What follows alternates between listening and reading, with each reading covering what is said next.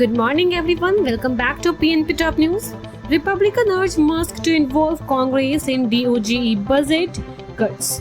Republican pressed Elon Musk in a private meeting to involve Congress in a Department of Government Efficiency federal budget cuts, emphasizing their roles in controlling spending.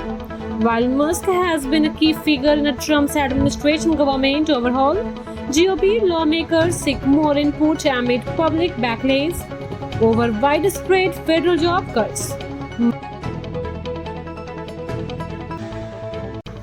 Trump's delay auto traffic amid market and GOP pressure. Facing backlash from automaker and GOP lawmakers, President Donald Trump's delay new 25% auto traffic on Canada and Mexico for a month. Ford, GM and Stellantis warned the traffic could hurt US businesses, leading Trump to reconsider.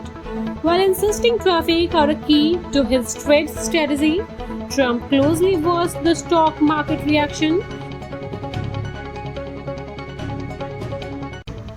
Trump's administration planned to cut over 70,000 VA jobs. The Trump administration is planning a major workforce reduction at the Department of Veteran Affairs, with more than 70,000 jobs on the chopping block, according to an internal memo. The VA aimed to return to 2019 staffing levels, citing restructuring and efficiency efforts in a partnership with Department of Government Efficiency. The move has sparked criticisms from veterans, advocates, and lawmakers.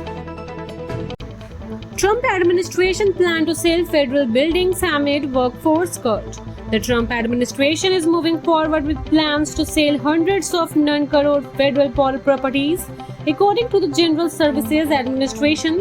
Initially, a list of 440 buildings, including high-profile sites like FBI and DOJ headquarters, was released, but it was later scaled back to 320 properties before being removed entirely.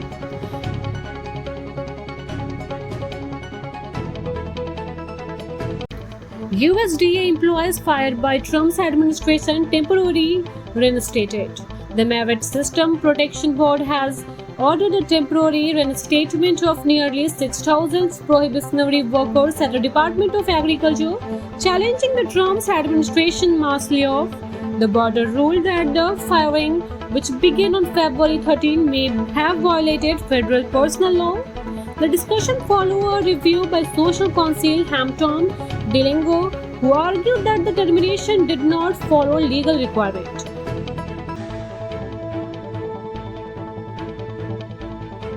Thank you so much for watching this video. Don't forget to like, comment, share, and subscribe.